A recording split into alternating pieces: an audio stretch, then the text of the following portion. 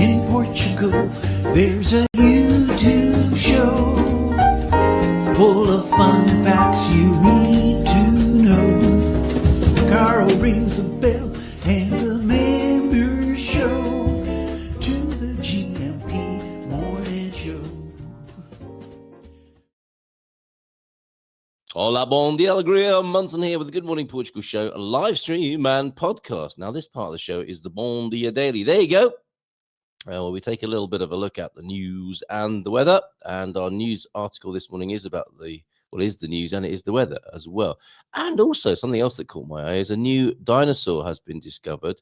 No, not an old British geezer down in the Algarve. No, a new dinosaur has been discovered. Did you know there are many dinosaur discoveries and fossils here in Portugal? Let's have a look at that a little bit later on. How are you doing this morning? I've got two wonderful guests. A couple of lovely ladies this morning who are joining me on the screen, neither of whom have been on the Good Morning Portugal show before. Today's show is called Big Ideas for a New World, and that's exactly what these two ladies are bringing to the show this morning. We have got on the left there from San Martinho de Porto, we have Inês Parracho, who's joining us. She makes products from the unique seaweed that's found in the bay here. Poderes Baía is the name of the company, the powers of the bay, and some lovely natural health products that you can see in front of her on her stall in the bay. That beautiful picture there. Looking forward to more of that sort of weather here in Portugal. And on the right, Treacy O'Connor, who I met over the weekend, the Reverend Treacy O'Connor, who I was working with on the new reality TV summit, Rise Beyond. Turns out she was giving a talk about the Celtic soul. And she talked about St. Bridget, and there's a special Portuguese connection with St. Bridget. But she said, oh, yeah, I've met your president. And there he is, Marcelo Rebelo de Sousa, in the middle there. But the thorn between two roses, I'm sure he wouldn't mind me calling him that. And I'll check with Treacy to see if he had a hug and took a selfie with her, a remarkable project that she's been working with in Ireland. So she'll be joining us from Ireland this morning. And just down the road, Inês Parracho joining us as well from Poderes de Baía, the powers of the bay, and a wonderful company that uses the unique seaweed of the bay here in San Martinho de Porto. Looking forward to speaking to both of them. Before we do that, though, let's have a look at the rumor. No, it's not an April Fool's joke. It's just a joke. However, we've got the Eurythmics possibly re-recording Here Comes the Rain Again, but this time it's Here Comes the Rain Again and the Snow to San Martinho de Porto and the rest of, well, we had some of it yesterday. Oh, my goodness. It's just spring, they told me. And also a local man said, yeah, it was like this when I was a kid. It was always like this here as we sat in the cafe looking at it, peeing down outside on the street. Anyway, good morning to you, Anna. Lovely to see you.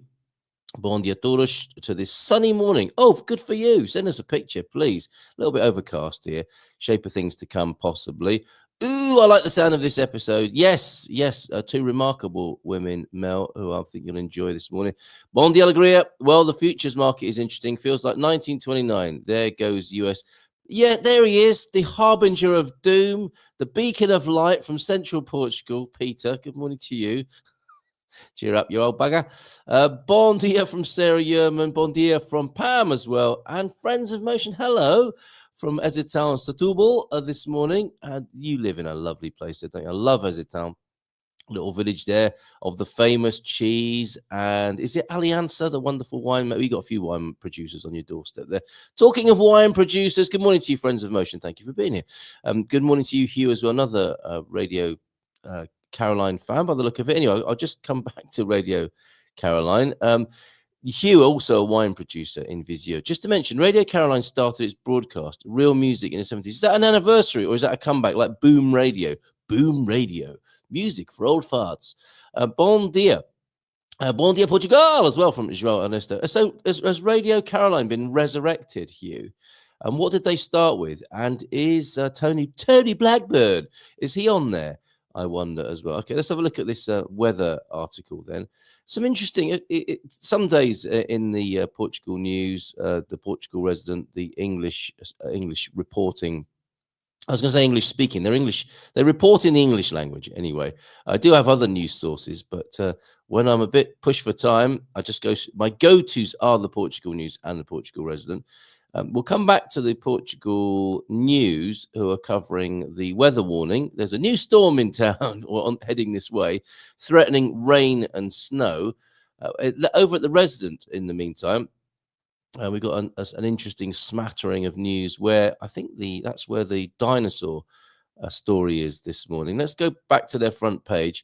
Interesting article from Natasha Don, preparing Portugal ahead of the elections, and some quotes from one of the presidential hopefuls, Melo, and just a general tone, actually, as we get ready for an election, or several elections. I think there are 3 elections this year, aren't there? Are we having? I think the only one we're not having is the EU election, European representative elections, but presidential and parliamentary and local as well this year. There you go. You see the smattering of news stories over at the Portugal Resident on their brand new site, which I think looks rather good. A minister inaugurating the new Castelmani cycling route. That looks nice. And a gentleman there with a lollipop growing out of his head as well. Excellent stuff. It's only when you get the photos back from the chemist that you realise things like that have happened. And is that where the dinosaur story is? First totally made in Portugal plane presented at a defence fair. What sort of plane that is? That doesn't look like a warplane exactly, does it? Is it a library picture, or is that the actual thing? Interesting. Looks like it might be a plane for dropping paratroopers out of. Faro's first luxury boutique hotel to open by 2027. And a tap story, the tap story that just keeps on giving to this wonderful country. And 4 Portuguese F-16s and 90 personnel in NATO mission in Estonia. And exceptional living. That's what we need to remember to do, is to live exceptionally, folks. A smattering of news from the Portugal resident. So let's go to the Portugal news then, and the weather front that is coming in. Núria. Sounds like Narnia, and it is like living in a meteorological Narnia at the moment, quite frankly. And let's go to the Portugal news. Then I'll bring that onto your screen so you can see the new weather warning as rain and snow. Snow as well. If you thought to yourself, oh, I've missed the snow up on the Serra da Estrela, you might be able to get another chance to go up there and see what's happening snow-wise here in Portugal. Bit of skiing. You can swim in, probably in this week, you might be able to swim in the sea and then go up to the Serra da Estrela mountains in the way that other countries like, I think, where was it? It was California, where you can ski and swim in the same day. Is that right? New Zealand, I think you can do things like that. Or was it Australia we were talking about? Anyway, you can do that in Portugal. Let's have a look at this then. This new weather warning here. Hold on a minute. Wrong button. There you go. There's the right button coming onto the stage. Now, morning to you, T-Duck, as well. Bom Dia ALEGRIA Gumpers. Oh, yeah, I want to have a chat with you, T-Duck, about another outside broadcast possibility I've got for this weekend. I'm doing that neurodivergent talk. I'm hosting a talk of 3 great minds this weekend at the Storytellers. That's a free event starting at 4 o'clock, and you might have had your appetite whetted for that yesterday when you tuned in when we were live from the Storytellers. It's not the same, you know. Having to make your own tea in the morning is really not the same as having a lovely cup of coffee and a fantastic Storytellers breakfast after the show. But anyway, such is my lot. I'll carry on. No need to feel sorry for me. Coach Turner also in, and Pete. Thank you, Pete. He switched from depression and recession to cherry blossom. Oh, that's nice. Cheers, Pete. Come back to your comments, Peter and Coach Turner, in a moment. Need to tell you about this this weather that's coming in. All districts of mainland Portugal will be under a yellow warning on Friday. We've got until tomorrow to enjoy the fabulous grey weather of today, until it gives way to some lashing rain and snow by the sound of it tomorrow. Heavy rain occasionally accompanied by thunderstorms. Woohoo! Due to the effects of the passage of depression, Núria, according to IPMA. When I were a lad, it was just rain and snow and storms. They didn't have names. Until Saturday, periods of rain or showers. Sorry, Gary, flying into Portugal to do your talk in thunder and rain. Very, very frightening indeed. Until Saturday, periods of rain or showers are expected, sometimes heavy and accompanied by thunderstorms, especially on Friday, explains the Portuguese Institute of the Sea and Atmosphere. That'll be IPMA. for you. It always sounds like a Hong Kong-based martial arts expert to me. That's Ip Man, isn't it? Adding to the depression will position itself at the end of Thursday to the west of the Iberian Peninsula and moving slowly north. This depression is associated with a cold front. No one wants a cold front first thing in the morning or any time of day. And several instability lines that will affect the weather in mainland Portugal, said IPMA in a statement. Until Saturday, weak to moderate southerly winds are also forecast, intensifying to moderate to strong on the coast and in high areas with gusts of up to 70 kilometers per hour from the end of the day on Thursday, and snowfall at the highest, let the snow fall at the highest points of the Serra da Estrela. There you go. Following the forecast of worsening weather conditions, the IPMA issued a yellow warning. And that's also to not eat the yellow snow, as we were talking about earlier this week.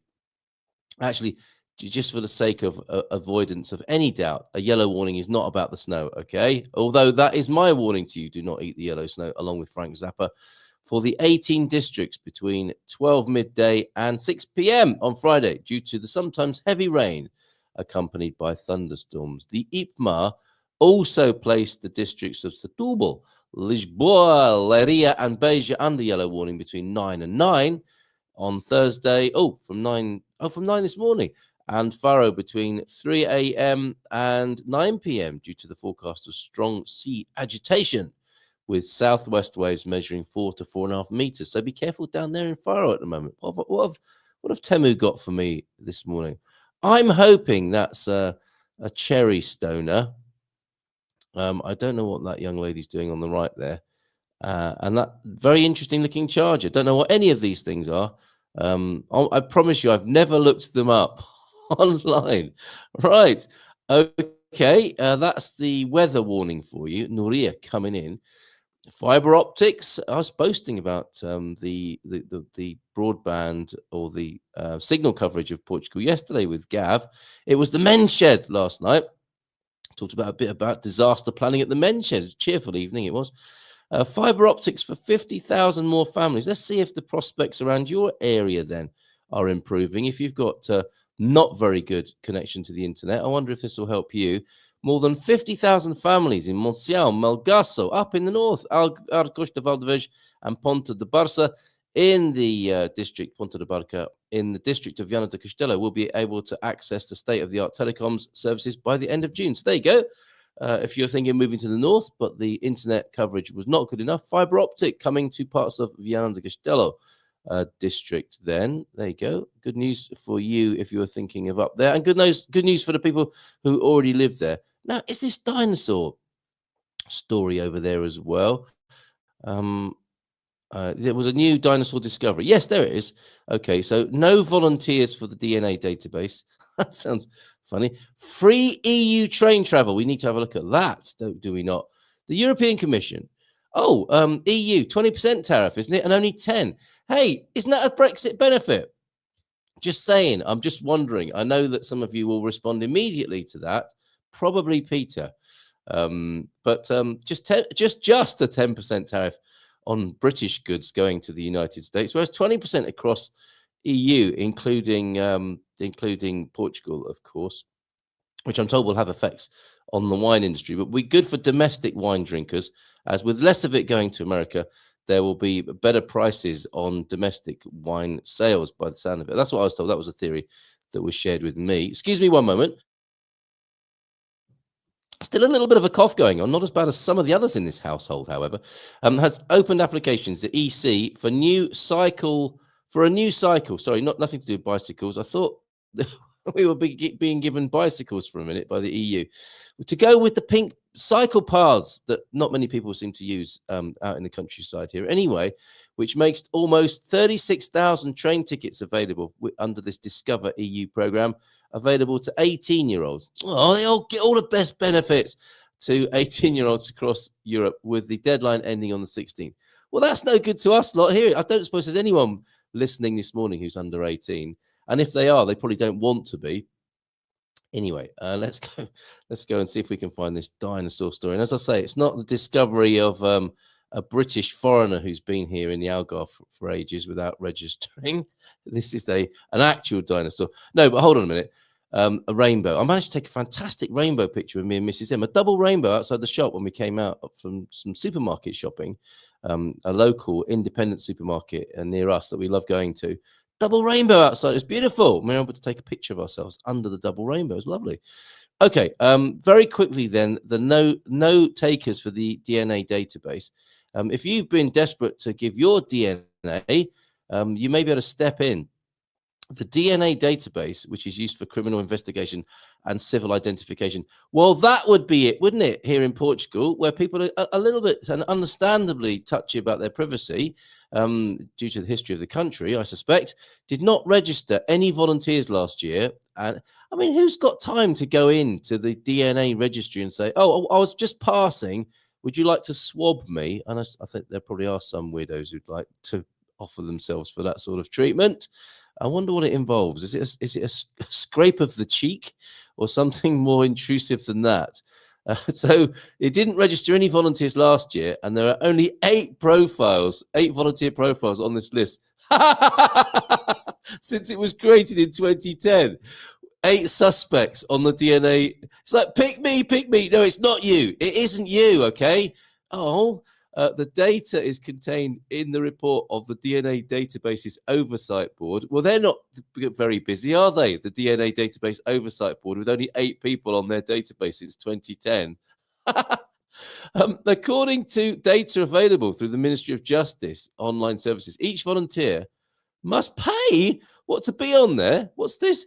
The data is contained in the report of the DNA Databases Oversight Board, which was sent to Parliament and which highlights the lack of volunteers on these lists. One of the justifications is the fact that each volunteer has to pay.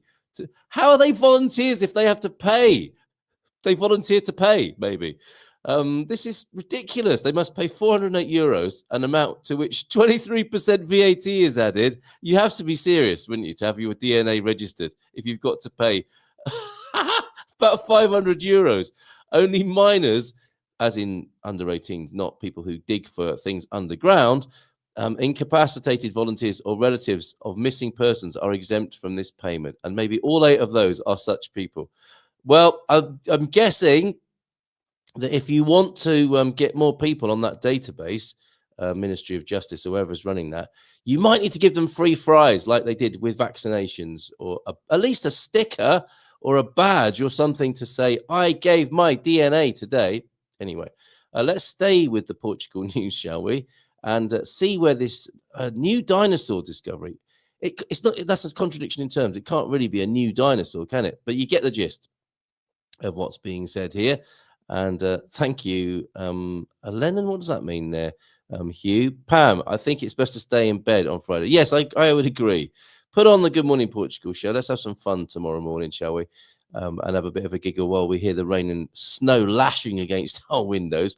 New dinosaur discovery in Portugal then. A new species of iguanodontian dinosaur, which inhabited Portugal almost 150 million years ago, long before the Brits and Germans came to the Algarve, has been discovered by researchers from the Faculty of Science and Technology of the Universidade Nova, the Nova University.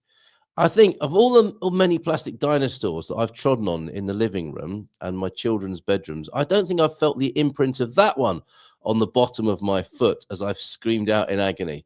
No, I don't think that one has gone into the bottom of my foot, as you see on the screen there. In a statement, the higher education institution said that the work involved the collaboration of scientists from the Universidade Nacional de Educación. This is Spanish, isn't it? A distancia, the distance learning I was going to say museum. That's because I used to work at Natural History Museum, where there are many dinosaurs. The University Distancia in Spain, and that the remarkable discovery represents a significant advance in knowledge about the diversity of dinosaur fauna present in the final part of the Jurassic. It was a surprise, confessed Filippo Maria Rotatori. It's a nice name, isn't it? From GeoBiotech, the Geobiosciences, Geotechnologies and Geoengineering, a research center at Nova, and main author of this study. We believed that the diversity of this group of dinosaurs was already well documented in the Upper Jurassic of Portugal. Now, at this stage, at 20 past 8, I'm getting a little bit concerned that Inês hasn't joined us yet. So I'm just going to send a message. There are dinosaurs. I think Inês is actually very young, one of the youngest co-presenters or hosts here, guests on Good Morning Portugal. But she will know about the dinosaurs up the road in Salio de Porto, I'm sure, having grown up in this area. Anyway, and this discovery shows that there is still much to learn and that exciting discoveries may still emerge in the near future. Unfortunately, due to the limited material recovered, we cannot yet assign a formal scientific name to this species, he said, quoted in the statement. Well, I'm sure we can help with that this morning. So what are they waiting for, I wonder? They need to come up with a wider sort of theory today, hypothesis, which is how yes, that word used to come up a lot when I used to watch many dinosaur programs with my children, a hypothesis. But should we just get ahead of this and give them some suggestions? Nothing silly, like what do you call a dinosaur with no eyes, a Juthinkisaurus, or one that eats words, a thesaurus.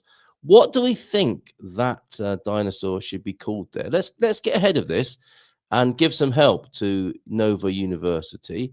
I'm going to save that. I'm going to share it with you again before the show's. Oh, I can't.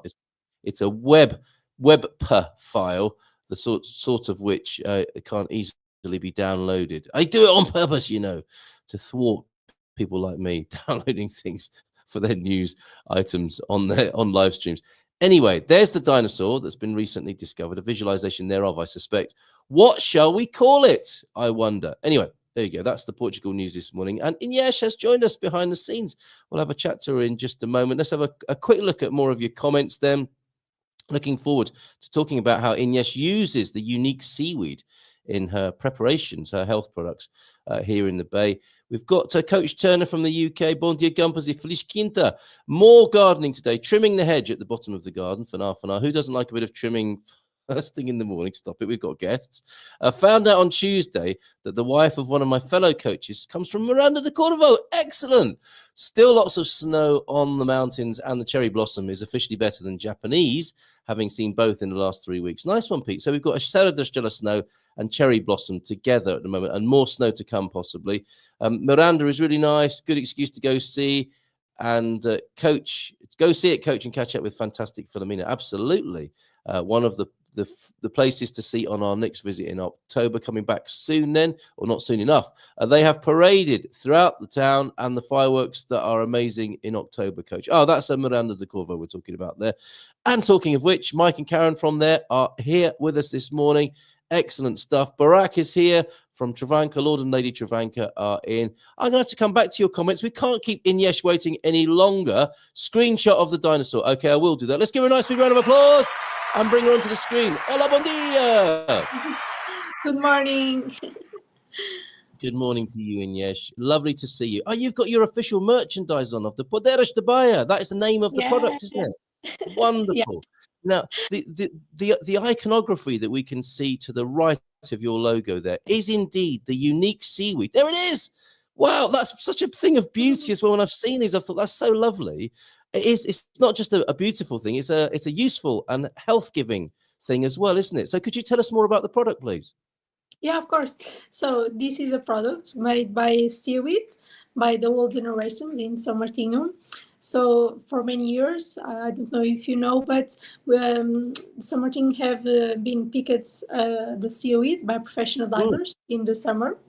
Yes. So the old generations, when the pain appeared in the winter and with bad weather, the old ladies made this recipe at home by seaweeds and camphor alcohol.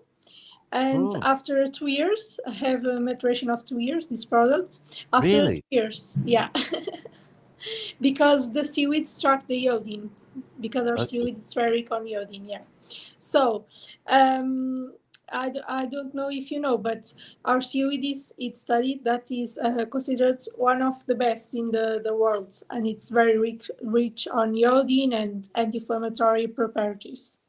It's amazing. I have been told this, and it's an incredible time of year. I think it's sort of late summer. You will see the divers, won't you, in the quayside, and it's an amazing, and I think probably a dangerous job that they do. And they're looking for this kind of seaweed, which is unique to our area, I believe, isn't it? This particular species of seaweed here. And then you, as you say, did you say you mix it with alcohol? Is it preserved in alcohol? Yeah, it's by camphor alcohol. Yes. Normally the British people smell and they say, oh, it's like menthol. The smell. Yeah, it's very interesting. Okay. Wow, British people, what are they like? Any mention of alcohol and they're in there, aren't they? Right. And so it has these special properties, very rich in iodine. Yeah, and I have been told about it. We're very proud of it here, aren't we, in San Martino? Yeah, this product, it's very good when you have muscular pains, inflammation, articulation. It's very good, and it's with natural things. Currently, I don't know if you know, but the seaweed, it's caught by other countries after dry. So they come to the quays in San Martino. Yes. After that, they go to dry, and so after that they go to other countries. So we are trying to value our seaweeds from San Martin, and what it's ours. Why? So bring back this secular product made in San Martin, because it's by the old generations at home, just to personal use. That is part of the story, isn't it? How long has it been made in the area? It's like a long time, so right? So many years. Yeah. It's a secular product, yeah. Yes, and a lovely local product. It's a Portuguese product. We're loving this, and we want to encourage the use of it all over the world, but especially locally, because that's an interesting thing. We've got this lovely seaweed, and I think I was probably moaning to somebody saying, why do we not get to eat it? Why do we not see it more in the bay? And then the person I was speaking to, I think it was Gashtel, said, well, you need to speak to Inês. She uses it in her products. And so at the very least, we are seeing the San Martino de Porto seaweed in a wonderful product that you're making here. And I think this is the sort of muscular pain relief here that you can use it for. But you also make a soap, is that right? Is that a soap tablet? That's true. That's beautiful as well. So recently we are we also developed soaps with seaweed. Lovely. You know, it's only glycerin and seaweed. Don't have chemics and nothing. So really nice natural products. Yeah, we do at home. It's artisanal soaps. That's amazing, Inês. Now, how did you get into it? Was it something you remember your grandmother or family members making? No, the soaps, it's like me and my friend. It's familiar of seaweed. We talk about, maybe soaps, it's very good. And we start, and the people like so much, and we continue. Because the soaps, as I say, it's just glycerin and seaweed. So it's the seaweed, it's like a natural exfoliant. When you have this on the skin, the seaweed is like a natural exfoliant. And it's very good to use on the face and the body. It's very good. Will it make me look younger? No like guarantees. Okay. Okay. There are some people you just can't help. Yeah, we have two colors, the transparent and the white one. The transparent have a smell like chamomile and orange, and the white one, it smell like lavender. Oh, we need to get some. It's just different colors and different smells. Just a difference. Wonderful. Yeah. Okay, and this is part of I think when health was more a feature of the Portuguese coastline. We've got James here saying that Ericeira was a health spa location long ago, and there are many spas. Of course, Caldas has its own thermal baths as well. And we start to do I don't know if you can see. Yes, let me just give you. I'll just put you on. Yeah, there you go. The K-rings. Oh, they're very beautiful as well. It's by resin, the transparent. Yes. And just seaweed. Oh, okay. We need to get hold of these. Now, how do we do that? Pam, who lives in Alcobaça, was saying, where can I buy this seaweed spray and how much does it cost? So where is it available, Inês? So our sprays. Now we have a removable stand in the garden in San Martino. So every day in the summer and some weekends and some meetings in the winter depending of the weather and in festive seasons. But I can say it right now, I can announce a news that we are closing a contract. So soon we also have a store. Really? Yeah, in San Martin. Okay. Would it be possible? Can we come and broadcast from your store when you got it open and Yeah, tell of the world course. about? Oh, that would be so lovely to be able to do that. We have this one. Oh, It's sorry. Hold on. 100 mil. Let me just take. I need to. I want everybody to know about your brand. I was a bit No too keen there. problem, no Sorry. Go problem. on, carry on. Carry on. We have this one. It's 100 milliliters. It's Yeah. $9.99. Really? This one have the double 200 milliliters. It's $14.99. I think that's really reasonable because you might think, I mean, there's a lot of preparation that goes into this. This is a product that has to be harvested from the sea in the first place, then dried, and then it goes through a 2-year sort of maturation process, doesn't it, that you were talking about, and still only under a tenner for the small bottle there. And so tell us more about its health properties then. So it's very good for aches and pains. It's anti-inflammatory. What else? What other properties does it have? Well, we have, for example, athletes. They use when they go, for example, run on. They put a little bit, and they after go run. They say it's very good. And Okay. when they come after, they put 2. Wonderful. For example, but normally it's more muscular pains, articulations. The old ladies like it so much. Do they? Say, "Oh, I don't have pains more." So for us, it's very good, and That's they wonderful. come to buy another one. So yeah, it's very good. And there it's is with natural things by seaweed. Yeah. absolutely love that. And there's a massage therapist on the beach sometimes, isn't it? I imagine it's a great massage oil as well. And it's very, very important. Our seaweed, it's not the seaweed you see on the beach sometimes. It's just seaweed by caught by a professional diver. So the quality, it's very different because the seaweed comes to the beach. It's like when the seaweeds the rest of the seaweeds comes to the beach, and it's with other things in the middle, so it's very different, the quality. Our seaweed on the products, it's just caught by professional divers in San Martin. Yes, which is an amazing job. I mean, that's another thing we might talk about this morning. That's like a family thing, isn't it? Generations of generally men. I think. Yeah, and this is an incredible tradition here in the town, and it gets very exciting, doesn't it, at that time of year when the tractors and trailers are there and the men are diving and they're bringing it in and they're putting all the bales, and then you see it, don't you, being dried out in the field before it gets taken, as you say, all around the world. So this product from San Martino is famous all over the world, is it? Yeah, we start this project 1 year ago. So now we start to sell to stores, to sell our product, and to other parts of the country. We have we can put this, for example, if people on the north send us a message, we do with in CTT. They come, and it's very easy to come to other cities. Wonderful. We'd love to support you for sure, and do let us know when the store opens, and that's going to be great, isn't it? That people will be able to buy it every day, pretty much. Then, I don't know if it's in this month because we have a small things to do. Yeah. But when start, I say.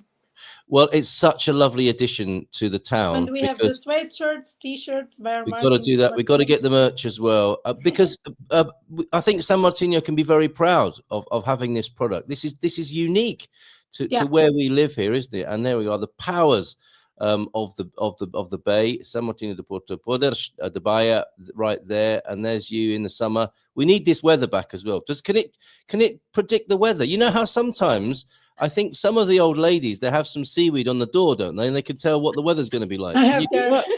Do you see? Okay, so what's the weather going to be like this week? This is, you see, the stone. Oh yes, okay. That's how it attaches itself to the rock. The professional divers Hold codes. on. Let me just put the screen big again. Right, okay. It's by the stone. Right. And it's very big. Do you know what? There are people who are watching who will suggest that I use it on my head as a wig as well. Now, that's not funny. Okay. Although, I'm sure that might be a new line because it's very good for the skin on your scalp. That's what I'm sure. How did you get into this, Inês? How is it that you decided to do this? So it started by my boyfriend because he's a seaweed family. Just professional divers, and the grandmother do this at home, and he he have this at home every day. So we start, oh, it's good for us, maybe it's good for other people, right? Yeah. And start like that. We resist the mark, powers of Bay, and after that we start to sell, and yeah, it's little bit steps, and now we have a new shop. I Little absolutely bit love steps. it. Yeah, And I think I bumped into your boyfriend because I was in Lisbon, and yeah, it was the BTL yeah, show, yeah, yeah, yeah, wasn't it? And he was there, wasn't he? I think because I saw Gashdown yeah, yeah, yeah, with Gaston too. in the Yeah, middle of it. Like it was really weird to meet somebody from yeah. San Martino de Porto, Yeah, and because what? we represent BTL in this here.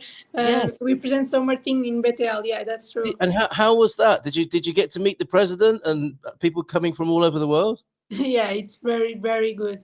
So the people like it so much. I see the people like natural products. It's very different. They don't like chemical products. Yeah, So yeah, right. yeah, we see that. Yeah. Okay, and presumably this can be sent around the world. Is there a mail order and global export potential for the products from here as well? Now just in Portugal, and a little bit cities, but more Portugal. Okay, and do you prefer it that way? Do you want to keep Yeah, it? You do? Yes. but we have people in BTL with other countries. They say, "Oh, it's very good to go to my country," and but Well, yeah, maybe the way we do that is they have to come here to buy it, right? yeah, You're going yeah, to have the store. They're going to come and it's a have a better, holiday. yeah, Yeah, that's a much better idea, isn't it? Is come and spend a holiday with us here in San Martino de Porto. Stay at the Storytellers or anywhere else in lovely hotels. We've got a great number of hotels for different budgets here in San Martino de Porto. And take home some of this wonderful products with you. It probably has to go in your luggage. It probably can't go as hand luggage. You've got some explaining to do when you go through security, but wrap it up well, stick it in your luggage and take it to other parts of the world. And we wish you the absolute best of luck with this, Inês. It's a really wonderful product. I haven't tried it myself yet, but I'm a big fan of natural products. We'll definitely get some soap, and I do want to try the the anti-inflammatory, pain relieving properties. Does it mean I have to start running? Do I have to become an athlete to use it? I hope not. I don't listen. Sorry. I don't have to become more active or start running, do I? No, the use... better to use the spray. It's when you go to sleep.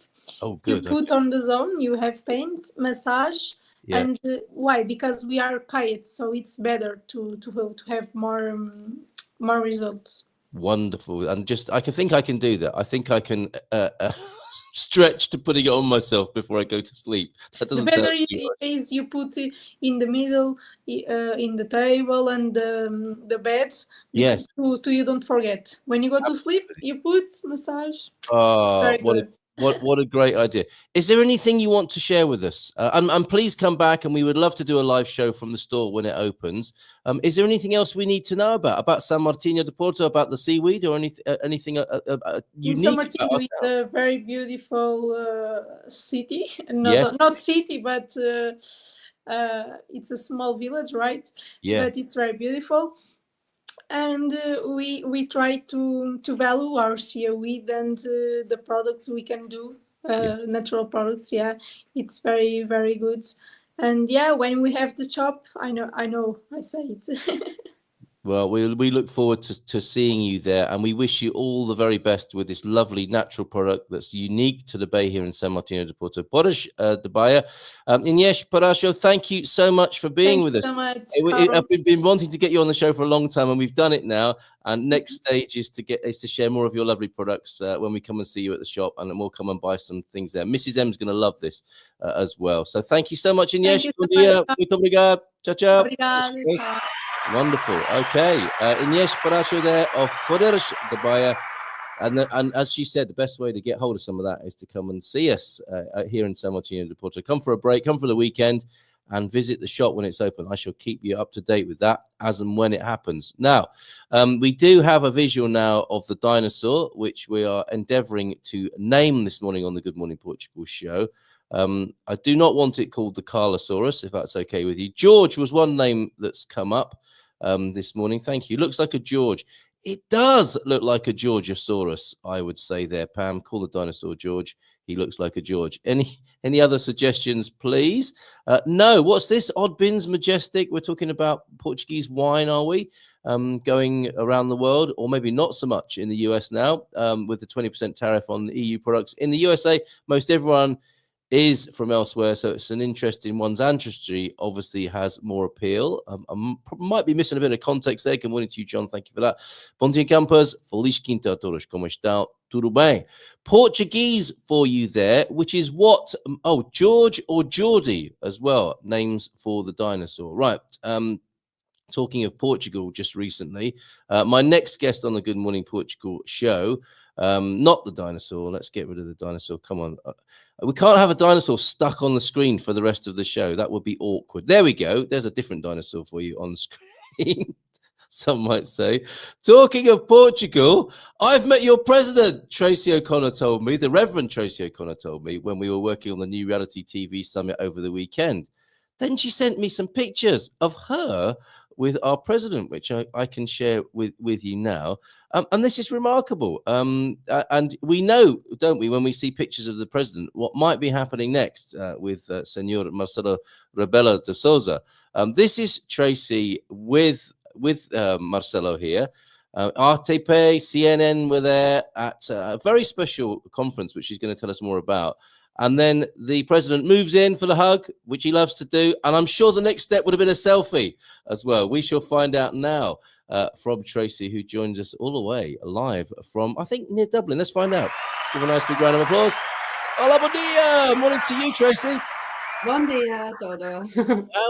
Hello. Check you out with your Portuguese. Do you speak a bit of Portuguese? No.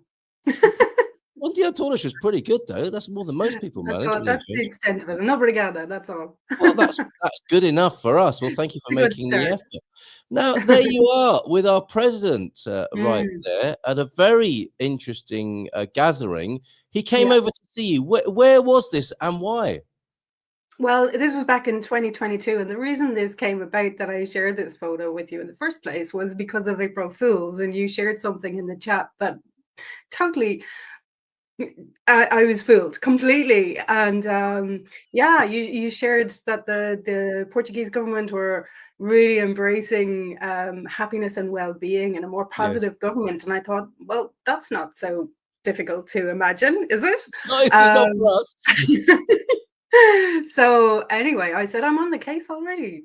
Shared that photo with you. It was from 2022 when the Portuguese president came over to Ireland and with all of the entourage, with all of the delegation of politicians, opposition and in government, like from every spectrum, left to right, which was really beautiful to see. He wanted to bring everybody over to understand the role that Ireland played and the possibilities in the peace process. And at the time, so I'm a board member of an organization called Herstory, which illuminates the truth, I suppose, underneath history of the role that women, the important role that women played particularly in the peace process in this scenario, in this situation. And so there was an exhibition that had just started in the Centre for Peace and Reconciliation in Glencree in Wicklow in Ireland, which is about an hour south of Dublin. And so Glencree asked me to present the exhibition to the president. So I'm like, okay, cool. No problem. Guess what? The president of Portugal is coming over and he's bringing loads of people with him. And we want you to talk to him. I don't suppose you'd ever imagined being in that situation before that point. No, I've never imagined any situation in my life that has appeared, that has unfolded. So now I've just gone with the flow. Yeah. I suppose my upbringing was very evolved and very immersed in a political environment. My family are very involved in politics in Ireland, so it was kind of comfortable zone for me to be in that case, in that scenario. But it was beautiful to be able to present the other side of the peace process in Ireland through the lenses of the women involved. And one of the really important things that they brought to the table was the fact that the peace process actually happened around the kitchen table over cups of tea, with Yeah. the women coming together saying, what are we going to do about this? You know, we don't want our future generations to continue in this manner. And that was really key in terms of making these happen. You have people like women like Mo Molan, who, you know, Nell McCaffrey, like there was so many really important women who held their ground, who were strong in themselves and who believed in peace and Yes. who were coming from a place of heart, really, at the end of the day, bringing it back to humanity. So that's what happened. That's how I got to be. Yes, in yeah, this company. incredible. Very nice initiative indeed, says JMC. Mm. And for James Wicklow, who visited Ireland, I think a couple of years ago, lives from California, lives in Portugal now, was delighted to visit Ireland, I think a couple of years ago now. Beautiful Yeah. nature park that he's appreciating in Wicklow there. Yeah, it is amazing, isn't it? And in a way, it's kind of obvious, isn't it? It's like, you know, the mums, the women, Yeah. should be front and center of these processes, but for some silly reason, they are not. The male pride and all Absolutely. these sorts of things that tend to overshadow Yeah. conflict and difficulty. And what a lovely idea. And this was celebrated by the project, was it? Yes, it was. It was the whole point of, well, it was one of the main themes of the Herstory project, was to Yeah. celebrate these heroines, because it's illuminating women in history who've been hidden in the shadows. Right. So yeah, it was a very obvious one. And for me, you know, Carl, at the moment, I have a real sense that, you know, coming back to those kind of feminine qualities, it's not Yeah. about men and women. It's about the feminine qualities that we all hold, including you, you Yes. know, of connection, of compassion, of integrity, of community. Yes. Bringing people together are qualities that we really need to aspire to and start to live by in this crazy world that is, you know, going in a direction, or can seem to be going in a direction, that is way off the other end of the scale that we don't want to go to.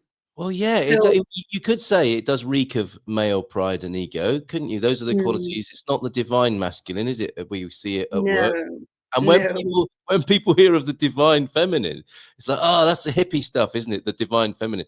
But you're talking yeah, about it in a very practical and real way. The divine yeah, feminine, it could be it. Well, I think is the turnaround that we're looking for, or I the think so too. realization thereof. Yeah, yeah, yeah. Tell us more Yeah, about that. we have to make it real, you know, and Yes. we have to make it tangible and accessible as well. And like you introduced me as Reverend Treacy O'Connor, and like when I was growing up, that's the furthest thing off the other end of the scale that I would have lived by. When I was ordained an interfaith minister back in 2017, and part of my calling is to be of service to the highest good, Yes. in whatever way calls me. And one of those things that really calls me is the energy of Bridget, who is both the goddess and the saint. And we just celebrated her feast day as a national holiday, on the 1st of February. The first year that it was inaugurated was 2023. We started campaigning to make her day a national holiday back in 2019. And then, of course, there was a big pause on the world, and it was time. And for me, Bridget's energy has a real sense of the essence. It carries the essence and the qualities of that divine feminine, so to speak, Oh, by those qualities by which we can live today, which is really important. yes. And did you know? Did you know about the connection between Bridget and Portugal? Well, Question. until recently, I didn't, and that's a question we'll extend to our friends here this morning. I Yeah, think Boudica is probably not the divine feminine, but it's also a really good reason. That's the kind of backstop, isn't it? Don't mess with the divine feminine, because that's where it can go into the yeah. Queen Boudica energies. But what a lovely question! Yes, the connection between Saint Bridget, and Portugal. Mm. Which we'll leave hanging there for a moment, because I would love people to see if they know that connection. And I want to ask you before we move on to that. I mean, presumably the president was hugely impressed by what you shared and presented to Looks him and his like it, delegation. doesn't It it? does, it really does, and presumably it made an impact, and they came back with this message, this strong message, back to Yeah, Portugal. yeah, for sure. And we had a lovely roundtable discussion after the actual exhibition, with, you know, questions and answers from some of the women who were involved in the peace process as well, who are carrying on initiatives in Northern Ireland at the moment. For example, there's an initiative called the Peace Players, that was set up by Joanne Fitzpatrick. She got to share her story with the president as well. And that story is just really simply bridging divides between the two sides, between Catholics and Protestants in Northern Ireland. She decided to create an organization called Peace Players, which focuses on football. Wonderful, excellent. Everybody's the same when you're playing football, Yes, and breaking down those divides in a really simple way. And it's a phenomenal project. But we did roundtable discussions with the Irish government representatives and the Portuguese, you know, around the fact that a process of peace doesn't happen overnight. It takes work, and it's a long process, but it really is based on relationships as well, and looking at the foundation of, you know, what's the common good that we want to focus on where we want to go, rather than what's wrong. And it doesn't happen on its own, does it? It doesn't happen by itself. Somebody has to do something, right? For sure. Yes, For sure. which brings us back to St. Bridget, because she, you know, if not for you, I would not have known about St. Bridget. And I'm really surprised to hear that the feast day is a recent inauguration, is it? Well, the feast day has always been there on the 1st of February, but we campaigned to make it a public holiday, like St. Patrick's Day. Yes. It was time for that feminine energy to rise. Like, St. Patrick has done an amazing job of spreading, you know, the emerald and green and the shamrock all around the world. So he's put Ireland on the map for sure. Although it was probably already on the map, but in a very strong way. And so it's like St. Bridget was actually a matron saint alongside St. Patrick. But she was again hidden in the shadows. And there's a pattern here, isn't there? There's a pattern here. Exactly. It's time for that energy to come to life for sure. Wow, incredible. And I went and did some more research about her. She's remarkable, isn't she? I mean, talking of, you know, actually doing something and embodying what you believe in. I think she upset. The stories are some of the stories, and you know, I guess you have to read broadly and let it soak in. And some of the stories are accentuated for storytelling purposes, but the principles are there, aren't they? Of like her as a child upsetting her father by giving away the butter is one story, isn't it? To the poor. That one, there's so many stories. Another story that I love is that she was so determined of her path, her vocation of faith, that she, you know, her father would have wanted to marry her off, and she was not having any of it. And she kept telling them, no, I'm not having any of that. And they kept going, we're going to present you some suitors because this really needs to happen. Of course, that was a societal thing, but she was going against that grain. She was so committed. So what she would do, anytime there was somebody who came knocking at the door to see her, she would pluck out her eye and they'd run a mile.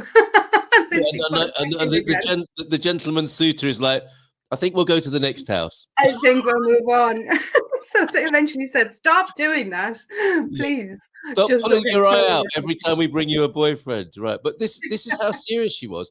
Not very just committed. The butter, because it was so funny. A friend of mine, an Irish chap that we know here, was I think he's traveling around the US, and he was saying, I'm in business class eating Kerrygold butter at 38,000 feet. Yeah, and next thing I know, I'm reading a story about St. Bridget and the butter that she's given away against, you know, she's surprised her family. Where's the butter? Oh, I gave it to the poor. You did what? And then the next thing is she's given the cow away to somebody, isn't it? Like, you know, I need the cow. Well, then you must have the cow. Again, completely. It's beautiful, isn't it? The counterpoint of the stories is like her dad is furious and then thinks, oh, this girl is so generous and beautiful and authentic. But how are we going to survive? Giving everything away. Yeah, that's a beautiful thread in her story. And there's a story as well where she gives her his golden sword, which is like, you know, I know what my dad would do if I had to give away a golden sword. But she was so, like, she saw somebody in need, and that's what she did. And it actually runs through a thread into the Irish Revolution in the early 20th century. One of the Irish revolutionary women, Maud Gonne, who was a muse of W.B. Yeats, Right? The story of how she got involved in the revolution was that she was in her carriage on the way up to Donegal in the northwest of Ireland, and she saw a family being evicted at the side of the road, and it struck her so much. She stopped the carriage and gave them her diamond brooch and ended up getting them an apartment, and that was her calling to the Irish Revolution. And it's not about politics, it's more about holding the sovereignty of Yes. the culture Yes. and what exists here. And there's so many countries. And kindness, right? And kindness, exactly. Kindness in the Kindness in the midst heart. of terrible unkindness, you might say as well. Which, Exactly. which again is very transferable to our age, isn't it? It's like, what do we do? There's the escalation of war and conflict, isn't there? It's like, well, how about peace? Should we try that? Yeah, we try that. Oh, yeah. Exactly. But Yeah, why so you not? can see the common thread, that energy Yes. of Bridget that has followed through across time. And I think that energy coming alive now again is really important. Well, thanks to you as well, because you have a particular interest in this, and it's always great when we're talking to you. You're in Ireland there, so and the connection is, well, it's Good Morning Portugal, and you've talked to the Portuguese president, as we can see there.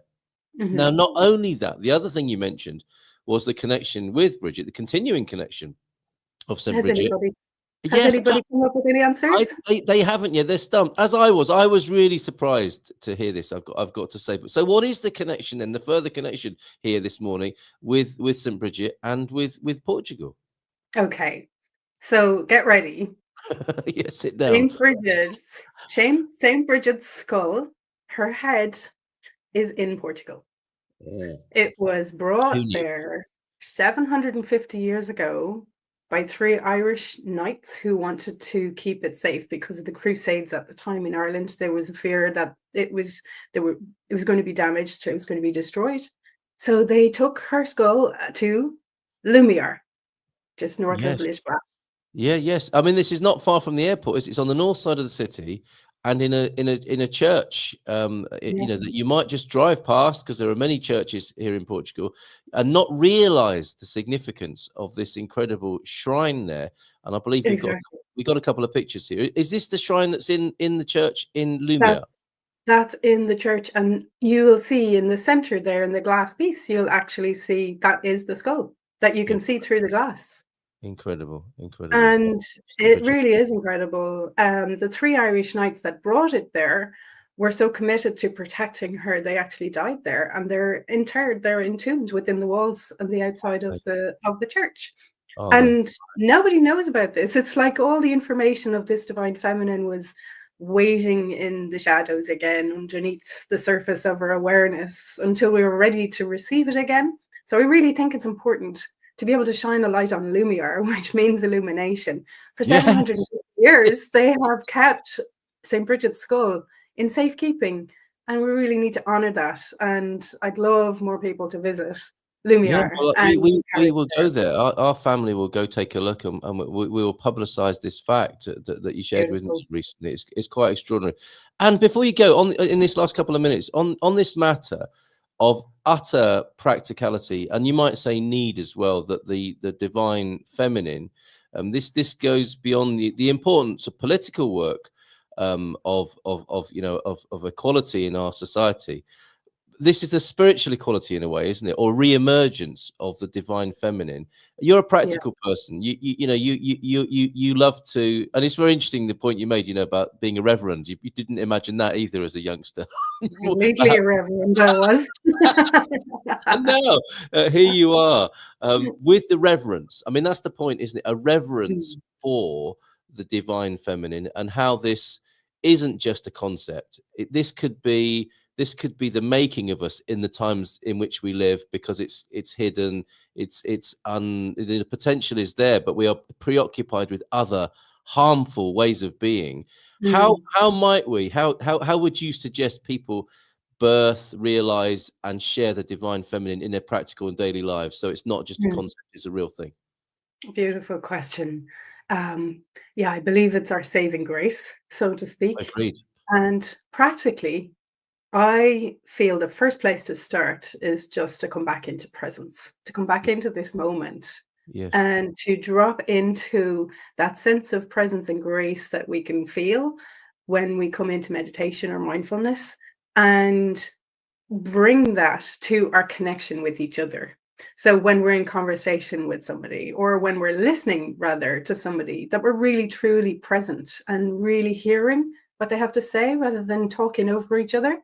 Yes. Or, you know, we listen to, hopefully we listen to understand. Can we get to that place rather than listening to respond? Yep. So we all have to share our stories, but we have to share our stories because we haven't really ever been properly heard before. So that in itself is a simple practice that we could do to just really hear, just stop all the chatter and just really be present with what's being shared. Yeah, and what that would make the world of difference, wouldn't it, to be open and receptive and to seek to understand rather than just getting straight in there with your response. Yeah, as I might have just done. Right, Stephen Covey, absolutely right there. Is seek first to understand, isn't it, before being understood there. And is it the Igreja de São João Batista in Lumiere? Is that right? Yes, it is. Incredible, Yeah. incredible. So our very own T-Duck here has walked by the Igreja de São João Batista several times, but never went inside. Well, there's a reason to go see the incredible shrine there of Saint And Bridget. go check it out, and please leave a donation in the church as well. I mean, they've done so much to, you know, honor our matron saint, and I feel it's time for us to give back. So how lovely. How lovely. Yeah, all of this creating a tourism path between Ireland and Portugal. You know, you're on. I mean, I speak for the Gumpers here. Oh, look, it's a very calm and peaceful area of Lisbon. Unsurprisingly, perhaps as well, when you realise what the vibes are around there. I think I speak for the Gumpers here, and I'm going to take that as an invitation, Treacy. Let's twin the situations, and we're coming over. We'll come and see you in Ireland, perhaps. Oh, definitely, and I'm definitely coming over before the end of the year for sure. Well, you must come and see us and keep in touch with this connection here. Thank you so much for being on the Good Morning Portugal show this morning. Okay, cheers. Have a great day. Thanks, everybody. Bye for now. Go enact and embody the divine feminine today. In Portugal, there's a YouTube show full of fun facts you